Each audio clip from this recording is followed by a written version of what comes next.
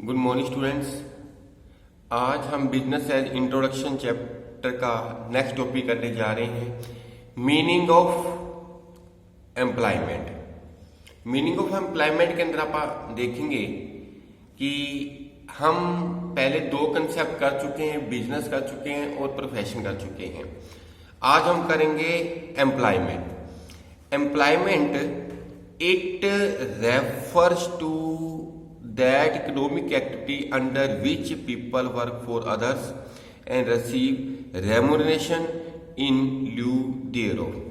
इसके अंदर क्या होता है कि इसका अभिप्राय उस आर्थिक क्रिया से जिसके अंतर्गत लोग दूसरों के लिए काम करते हैं और उसके बदले में पारिश्रमिक प्राप्त करते हैं, यानी कुछ ना कुछ अमाउंट रिसीव करते हैं, पैसे प्राप्त करते हैं।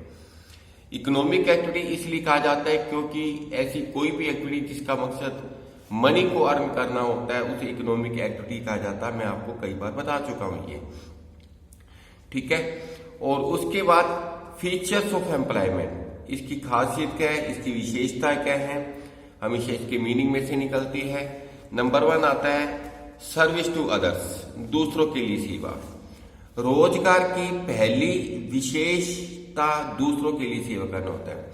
इसके अंदर क्या होता है कि हम दूसरों के लिए काम करते हैं, काम का मतलब दूसरों की सेवा करते हैं, तब हमें जाके कुछ ना कुछ मिलता है।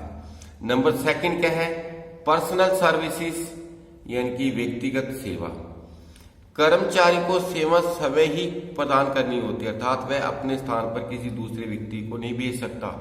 यानी कि जो व्यक्ति जॉब लगा हुआ है, अगर मान लो वो उसे एक दिन जरूरी काम हो गया, अगर वो खुद ना जाए तो ये सोचे कि किसी दूसरे पर्सन को भेज दे, ऐसा नहीं होगा, उसे खुद ही जाना होगा, उसे पर्सनल सर्विसेज देनी पड़ती हैं। नंबर 3 क्या है, एग्रीमेंट। रोजगार एक विशेष समझौते के अधीन प्राप्त होता है, इनकी जो मालिक होता है और जो एक मालिक का मतलब एम्प्लॉयर और जो वर्कर होता है उसे आप एम्प्लॉयज बोल जाते हैं। इनके बीच में एक एग्रीमेंट होता है। उसी एग्रीमेंट में नियुक्ति का आधार किस बेस पर उसको रखा गया था, जैसे कि परमानेंट है या नॉन परमानेंट है, ये कैजुअल रखा गया है, लिखा जाता है। इसी प्रकार पारिश्रमिक के आधार, जैसे कि सैलरी हो सकता है, कमीशन हो सकता है, फीस, किसी भी वे से वो पैसे कमाने के लिए हो सकता है, के बारे में सारा लिखा होता है। नंबर 1 क्या था, service to others. Number 2 personal services. Number 3 आता है एग्रीमेंट। नंबर 4 आता है सर्वेंट। कर्मचारी अपने स्वामी का नौकर होता है, उसके कई अनुसार उसे काम करना पड़ता है। इनकी वो सर्वेंट की तरह होता है, चाहे कोई भी पोस्ट हो, अपने मालिक के लिए वो नौकर की तरह होता है। Number 5 no need of capital, पूंजी की जरूरत नहीं पड़ती, उसे किसी के अंडर काम करने के लिए पैसे की जरूरत नहीं पड़ती, क्योंकि वो बिजनेस नहीं कर रहा, वो एम्प्लॉयमेंट कर रहा है। रोजगार में पूंजी की आवश्यकता नहीं होती, अर्थात पूंजी कर्मचारी की नहीं, ओनर की होती है, मालिक की होती है। इसके अंदर क्या है, नो रिस्क, काम में निहित जोखिम। जोखिम का मतलब होता है किसी तरह का कोई भी रिस्क नहीं होता, काम में निहित जोखिम स्वामी का होता है, न कि कर्मचारी का। अगर काम के अंदर किसी चीज का काम करते करते नुकसान हो जाता है तो वो मालिक का माना जाता है, ना कि कर्मचारी का। नंबर 7 आता है नेचर ऑफ एम्प्लॉय। नियोक्ता कोई भी हो सकता है, वह गवर्नमेंट हो सकती है, इनकी अगर कोई गवर्नमेंट जॉब करता है तो वो भी एम्प्लॉयज ना। तो उसके बाद गवर्नमेंट एंटरप्राइजेस या कोई प्राइवेट इंस्टीट्यूट भी हो सकता है। तो ये मैंने आपको करवाया है एम्प्लॉयमेंट, और इसकी क्या करवाई है, फीचर्स। तो 3 चीजों के बारे में आप पढ़ चुके हैं, एम्प्लॉयमेंट, बिजनेस और प्रोफेशन। और उसके बाद आता है हमारे पास भी ऑब्जेक्टिव ऑफ बिजनेस। बिजनेस के ऑब्जेक्टिव क्या है हमारे पास ही।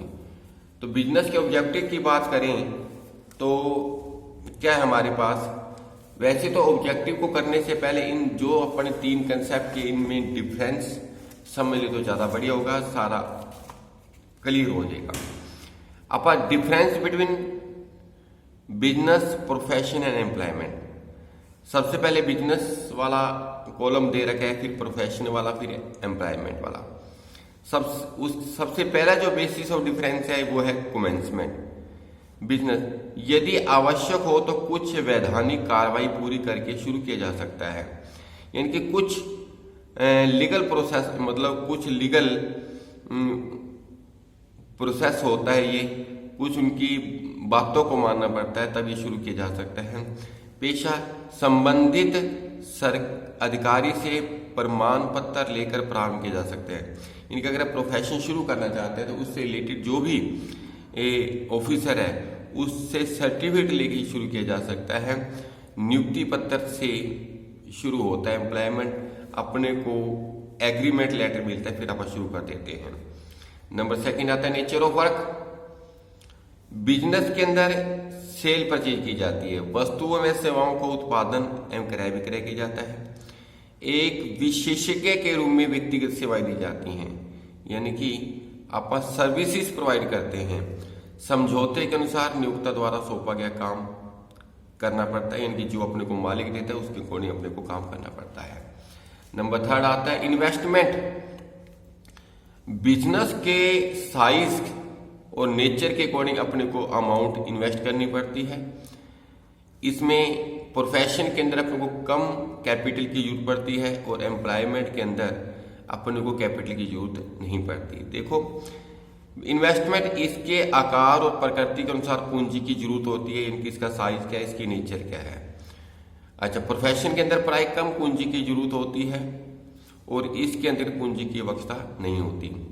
नंबर फोर्थ आता है रिस्क, यानी कि जोखिम। इसमें जोखिम अधिक होता है, यानी कि जितना बड़ा बिजनेस करते हैं, बिजनेस के अंदर पैसा खुद का बहुत ज़्यादा लगाया जाता है, नुकसान होने के चांसेस ज़्यादा रहते हैं, तो इसमें रिस्क ज़्यादा होता है। इसमें जोखिम की मात्रा कम होती है। अच्छा, इसमें जोखिम नहीं होता। नंबर फिफ्थ क्वालिफिकेशन, यानी कि योग्यता। इसमें किसी औपचारिक योग्यता का होना जरूरी नहीं है। बिजनेस करने के लिए एक्सपीरियंस मैटर करता है, किसी चीज का इनकी क्वालिफिकेशन का होना कोई जरूरी नहीं है। औपचारिक योग्यता का होना बहुत जरूरी है। इनकी अपन डॉक्टर बनना चाहते तो अपने को एमबीबीएस ही करनी पड़ेगी, तो अगर हम वकील बनना चाहते तो लॉ ही करनी पड़ेगी। एम्प्लॉयमेंट सभी रोजगारों के लिए औपचारिक योग्यता का होना जरूरी नहीं है। इनकी अलग अलग तरह के रोजगार होते हैं और अलग अलग तरह की क्वालिफिकेशन होती है, और किसी विशेष इसलिए कहा गया है सभी रोजगारों के लिए औपचारिक योग्यता का होना जरूरी नहीं है। इसका लास्ट पॉइंट करते हैं अपन ऑब्जेक्टिव। लाभ कमाना होता है, सर्विसेज सेवा और इनकम अर्न करना होता है, वेतन अथवा मजदूरी के रूप में अपनी इनकम को अर्न करना होता है। तो इसके 6 डिफरेंस ही कर लेना। तो ये बुक का मैंने आपको पहले नाम बता ही रखा कि आके सिंगला ले लेना। इंग्लिश मीडियम लेना चाहते हो तो इंग्लिश मीडियम, हिंदी मीडियम लेना चाहते हो तो हिंदी मीडियम, दोनों कंसेप्ट क्लियर हो जाएंगे आपके। तो ये क्वेश्चन फिर कॉपी पे उतार लेना और लर्न कर लेना। ओके।